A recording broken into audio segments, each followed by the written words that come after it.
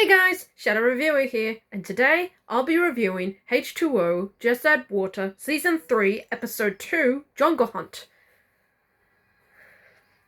At first, this episode wasn't great, but looking back on it now, I think this episode is not bad. Okay, so they want to know more about the water tentacle and discovering the moon pool, but there's a small problem. Will has been there too, and he wants to go back there. So, what do the girls do? Well, honestly, the girls here, Cleo, Rikki, and Bella, are honestly smart. Okay, firstly, Bella, being the least experienced of the three, decides to lead Will astray and try and not to get him away from the pool, while Rikki and Cleo, well, mostly Cleo, trying to figure out why the moon pool's gone all wacky. Honestly, that's legit smart. They sent the most inexperienced one of the group to try and lead him astray. She's never been to the moon pool, and she doesn't even know where the cave entrance is. Honestly, that is smart on Bella's part. Honestly, Bella, throughout this whole episode, honestly gives some of the funniest moments in this episode.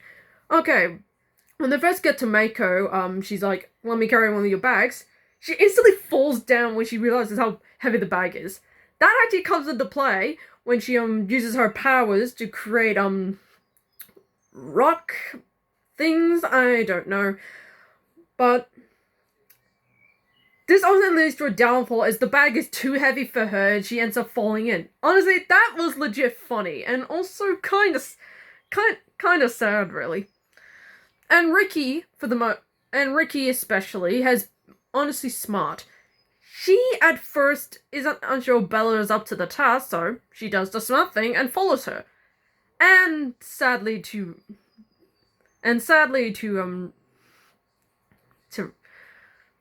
Rikki, she is correct that Bella doesn't exactly know what she's doing. So she backs her up. That was great. Honestly, Cleo throughout this whole episode has been nothing but honestly well developed. I mean, she has a right to be concerned about water and wondering what different forms of water is okay, because she just wants to find out why, and that is interesting to me.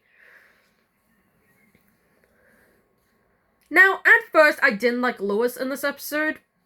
He's very dismissive. He doesn't believe what happened, because obviously he wasn't there when Rikki got kidnapped.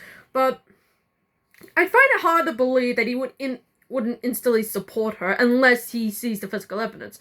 Honestly, the scene where he pretends to choke on the water was very douchey, and Cleo splashing him with water was pretty much what he deserved. I mean, wow. I thought we were past this crap. But to his credit, he does eventually see what's going on and instantly apologizes. I do like that. At first I didn't like him, but at the end, he does actually apologize for his actions. Honestly, when Will finds out about the Moonpool Cave entrance, I do think Luke Mitchell's performance is not bad here. As he tries to remember what happened. I mean, from where it flashes back to back in the previous episode and him trying to remember.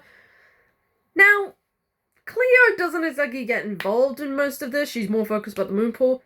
But I do like the way both Bella and Rikki try to explain it to him. Rikki takes the more brutal, fast approach. Look, you've had a dream. Had a dream.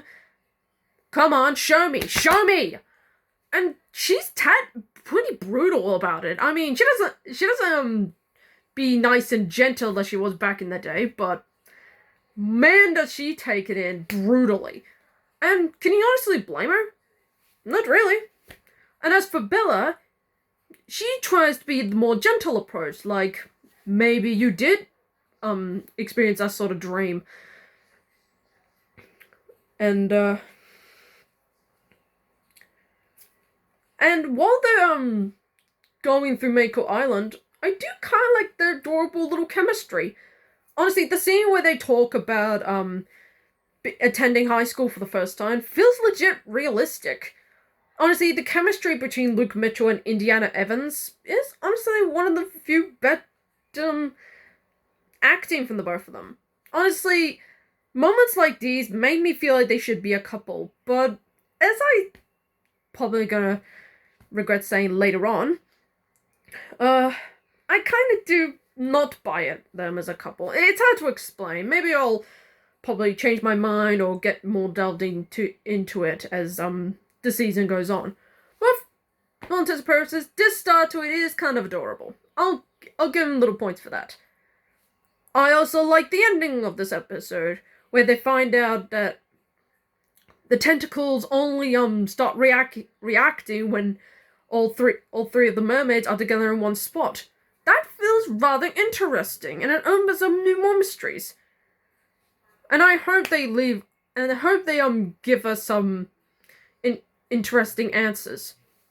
So, that's my review of episode 2, Jungle Hunt. Now, before I delve into next week's episode, I like to point out that somebody in my comments section for season 3, episode 1 pointed out that I missed something about that episode's detail. Okay, I'll get into it.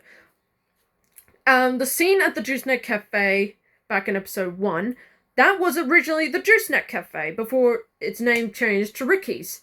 Honestly, I love that little detail, and to that person who pointed out in my comments, thank you for that. I really appreciate that. Thank you very much. Alright, so, next week I'll be looking at episode 3, Keep Your Enemies Close. Until then, I'm the Shadow Reviewer, signing off. Again, to that person who, pointed out my little error in my last week's episode, thank you.